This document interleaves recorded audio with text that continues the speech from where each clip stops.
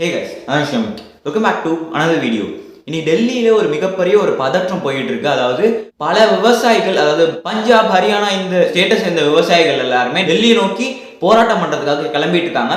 So இவங்க எல்லாருமே ஒரு தீவிரவாதி அப்படின்ற மாதிரி சொல்றாங்களே, காலிஸ்தான் அப்படின்னு சொல்ல போற ஒரு தீவிரவாத அமைப்பு தான் இந்த மாதிரி பண்ண வைக்கிறாங்க அப்படின்ற மாதிரி ஒரு சைடு, இன்னொரு சைடு எதிர்கட்சிகள்லாம் இந்த மாதிரி சூழ்ச்சி செய்து இந்த மாதிரி பண்ண வைக்கிறாங்க அப்படின்ற மாதிரி இன்னொரு சைடு சொல்றாங்களே. எதுக்காக 2020 இதே மாதிரி ஒரு போராட்டம் நடந்துச்சு, இப்போ எதுக்கு சம்மந்தமே இல்லாமல் ஒரு போராட்டம் பண்றாங்க அப்படின்ற மாதிரி பல கேள்விகளுக்கான பதில் தான் இன்னைக்கு நம்ம வீடியோவில் பார்க்க போறோம். ஸோ வாங்க இதை பார்க்கலாம்.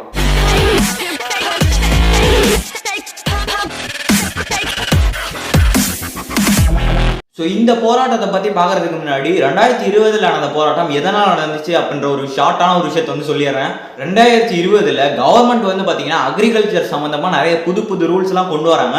ஸோ இந்த ரூல்ஸ் எல்லாம் எதிர்த்து, இந்த ரூல்ஸ் எல்லாம் எங்களுக்கு வேணாம், இந்த ரூல்ஸ் வந்து தடை செய்வாங்க அப்படின்ற மாதிரி சொல்லி வந்து நிறைய விவசாயிகள் வந்து போராட்டம் பண்ணாங்க டெல்லியில. வந்து அந்த போராட்டத்தில் பயிர்களுக்கான சரியான விலையை வந்து நிர்ணயித்தல், அந்த ஃபேக்கா வந்து ஃபெர்டிலைசர்ஸ், அதாவது ஆர்கானிக்கா இல்லாம அந்த கெமிக்கல்லாம் சேர்த்து விற்கிறவங்க எல்லாம் அரெஸ்ட் பண்ணணும், அவங்களாம் இந்த மாதிரி விற்கிறத வந்து தடை செய்யணும் அப்படின்ற மாதிரி சில காரணங்கள் சொல்லி, இதுக்கப்புறம் பாத்தீங்கன்னா ரூரல் எம்ப்ளாய்மெண்ட் கேரண்டி ஸ்கீம் அப்படின்ற மாதிரி சொல்லுவாங்க, அதாவது 100 நாள் வேலைன்னு சொல்லுவாங்கல்ல நம்ம ஊர்ல எல்லாம்.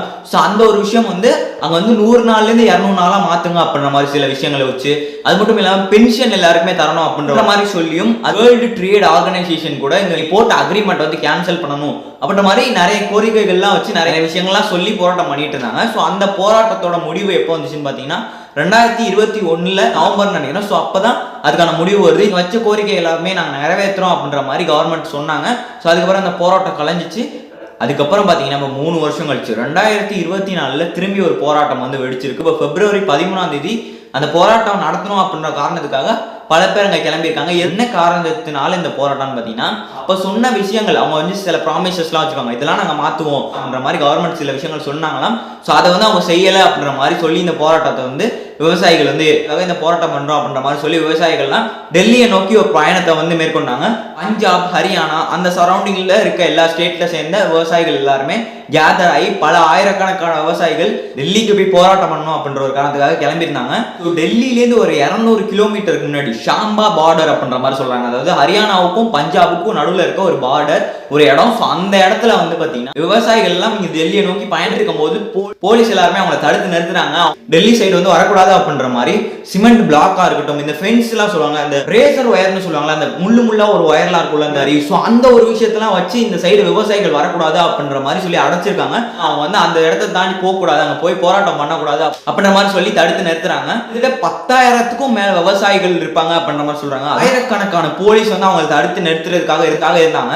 ஸோ இன்னைக்கு 14 February புதன்கிழமை கூட காலையில பாத்தீங்கன்னா இன்னும் பல ஆயிரக்கணக்கான போலீஸ் வந்து அங்க வந்து இறங்கியிருக்காங்க, இந்த மாதிரி விவசாயிகள் வந்து அங்கிட்டு போகக்கூடாது அப்படின்ற மாதிரி சொல்லி. ஸோ அங்க இருக்க விவசாயிகள் எல்லாருமே என்ன சொல்றாங்கன்னா, பிளாஸ்டிக், ரப்பர் புல்லட்ஸ் எல்லாம் இருக்கும்ல, ஸோ அவங்க மேல அதை வச்சு அட்டாக் பண்றாங்க. அது மட்டும் இல்லாம இந்த மீடியா இருக்காங்களா, எதுக்கு நீங்க இப்படி பண்றீங்க, டெரரிஸ்ட் அப்படின்னு சொல்லி எங்களை பார்க்குறீங்களே, நாங்க டெரரிஸ்ட்லாம் ஒன்றும் இல்லை, எந்த ஆப்போசிஷன் பார்ட்டியும் எங்களை வந்து ஏவி விடல, நாங்க வந்து எங்களுக்கான நியாயத்தை நாங்க கேட்கறதுக்காக தான் இங்க போராட்டம் பண்றதுக்காக போயிட்டு இருக்கோம், போராட்டம் பண்ண விடாம இங்க தடுக்க கூடாது, எங்களோட கோரிக்கைகள் நிறைவேற்றுறதுக்கு தான் அந்த கவர்மெண்ட், எங்களை தடுக்கிறது கவர்மெண்ட் இல்லை அப்படின்ற மாதிரி நிறைய விவசாயிகள்லாம் அங்க போராட்டம் பண்ணிட்டு இருக்காங்க. அது மட்டும் இல்லாம பாத்தீங்கன்னா ஃபார்மர் யூனியனோட ஜெனரல் செக்ரட்டரி சர்வன் சிங் அப்படின்னு சொல்லப்படுறவர், இவர் என்ன சொல்லியிருக்காருன்னா, எங்களோட கோரிக்கை எல்லாமே ஆரம்பத்திலேருந்து ஒன்னா தான் இருக்கு, நாங்க எங்களுக்கு என்னென்ன கோரிக்கை, எங்களுக்கு தேவைகள் இப்பையிலேருந்து ஒரே கோரிக்கைகள் தான் வச்சுட்டு இருக்கோம், ஸோ அந்த கோரிக்கைகளை நிறைவேற்றுங்க அப்படின்ற மாதிரி தான் சொல்லி அவங்க போராட்டம் பண்றோம். ஸோ அதை நீங்க நிறைவேற்றாம நாங்க யாரோ ஏவிட்டோம், யாரோ எங்களை வந்து இந்த மாதிரி செய்ய சொல்லியிருக்காங்க அப்படின்ற மாதிரி சொல்றீங்க, அப்படிலாம் எங்களை யாருமே செய்ய சொல்லல, எங்களோட கோரிக்கைகளை நிறைவேற்றணும் அப்படின்ற ஒரு காரணத்துக்காக தான் நாங்கள் போராட்டம் பண்றோம் அப்படின்ற மாதிரி சொல்றாரு. ரீசெண்டா பாத்தீங்கன்னா இந்த டியர் கேஸ் அப்படின்ற மாதிரி சொல்லுவாங்க, அதாவது ஒரு விதமான புகை, அது மூலமா என்ன ஆகும் பாத்தீங்கன்னா அந்த விவசாயிகள் எல்லாமே கண்ணாடி போட்டு தான் இருக்காங்க அப்படின்ற மாதிரி சொல்றாங்க. இந்த கேஸை போட்டா என்ன ஆகும் பாத்தீங்கன்னா கண்ணு எரிச்சல் ஆகும், கண்ணு பிளர் ஆகும், அந்த டைம்ல அந்த விஷயம் தெரியாது, அது ஒரு ரெட்டிஷ் ஆகும், இந்த மாதிரி விஷயங்கள்லாம் நடக்கும்.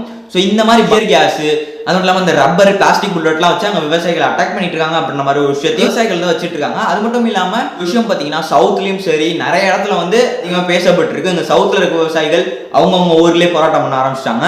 இந்த ஒரு விஷயத்தை பற்றினா என்னோட ஒப்பீனியன் என்னன்னு கேட்டிங்கன்னா, கண்டிப்பாக விவசாயிகள் அப்படின்றவங்களை வந்து கண்டிப்பாக நம்ம எல்லாருமே மதிக்கிறோம். அவங்க வந்து எல்லாருக்குமே சாப்பாடு போடுறாங்க, நம்ம எல்லாருமே சாப்பிட்றதுக்கு காரணமாக இருக்காங்க. ஸோ அவங்கள வந்து மதிக்கணும். பட் இந்த ஒரு விஷயத்தில் அவங்களோட கோரிக்கை நியாயமாக இருந்துச்சுன்னா நியாயமாக அவங்க வந்து கண்டிப்பாக கவர்மெண்ட் ஏதாவது நடவடிக்கை எடுத்தே ஆகணும்னு தான் நான் நினைக்கிறேன். ஸோ இதை பற்றி நீங்கள் என்ன நினைக்கிறீங்க அப்படின்றத வந்து கமெண்ட் பாக்ஸில் கமெண்ட் பண்ணுங்க. அது மட்டும் இல்லாமல் இந்த அங்கே நடக்கிற விஷயங்கள்லாம் சரியா இல்லை தப்பா அப்படின்றத பற்றியும் நீங்கள் கமெண்ட் பாக்ஸில் கமெண்ட் பண்ணுங்க. ஸோ இதே மாதிரி நாளைக்கு இன்னொரு வீடியோவில் சந்திக்கிறேன். பை.